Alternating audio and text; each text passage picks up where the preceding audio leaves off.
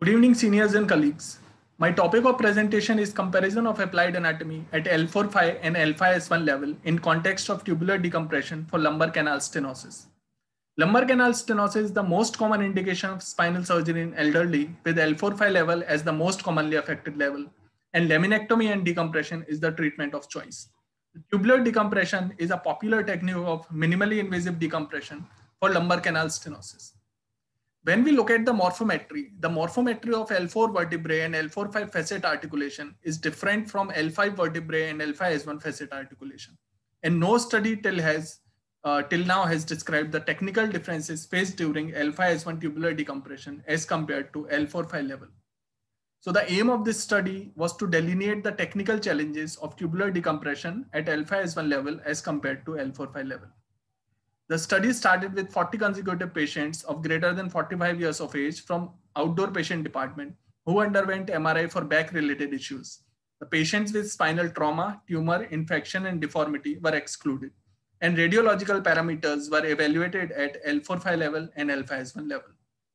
The different parameters which were measured on MRI were interlaminar angle, which was measured between the lines in the plane of right and left laminae of vertebra, tube angle, which was measured between a vertical line drawn along the spinous process and another line drawn along the lamina, which was collinear with the tube.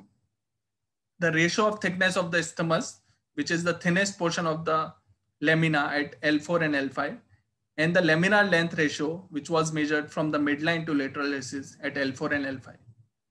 The hypothesis behind the study was that if all these 40 patients have to undergo tubular decompression in future, then what will be the difference between doing the surgery at L4-5 level and L5S1 level? What we saw that is the mean age of the patients was 56.8 years. Male is to female ratio was 3:2. Is all the patients were elderly. The interlaminar angle at L4-5 level was 71 degree as compared to 102 degree at L5S1 level. And the tube angle at L4-5 level was 36.8 degree as compared to 49.7 degree at L5S1 level. So the difference between interlaminar angle and tube angle between the two groups was statistically significant. The laminar thickness ratio at L4 to L5 was 1.3:1, and laminar length ratio at L4 and L5 was 1:1.4.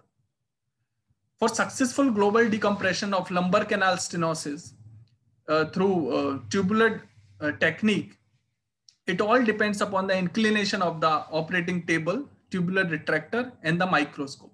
And degree of inclination of all these three things depends upon the depth of the contralateral races of that particular patient at that particular level and the angle made by the contralateral lamina with the vertical line. What we saw that is that L5S1 tubular decompression has some unique complexities.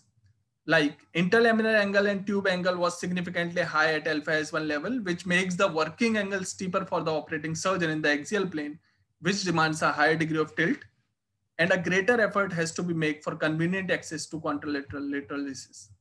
Widening of the interpedicular distance, which was objectively measured by the laminar length, was significantly higher at L5 as compared to L4, almost close to 1.5 times, which makes the access to contralateral decompression deeper and further. And the thickness of the lamina, a thick lamina at L4 will provide sufficient latitude to perform an internal decompression without fracturing it, while a thinner lamina at L5 has the potential to break while drilling or decompressing, leading to inadvertent entry into the soft tissue on the opposite side, which will disorient the anatomy and cause bleeding from the contralateral soft tissue, which is difficult to control. The limitation of this study was that non-stenotic MRI images were considered and evaluated. However, the author comprehend that this will not influence the revelations and the impact of the study.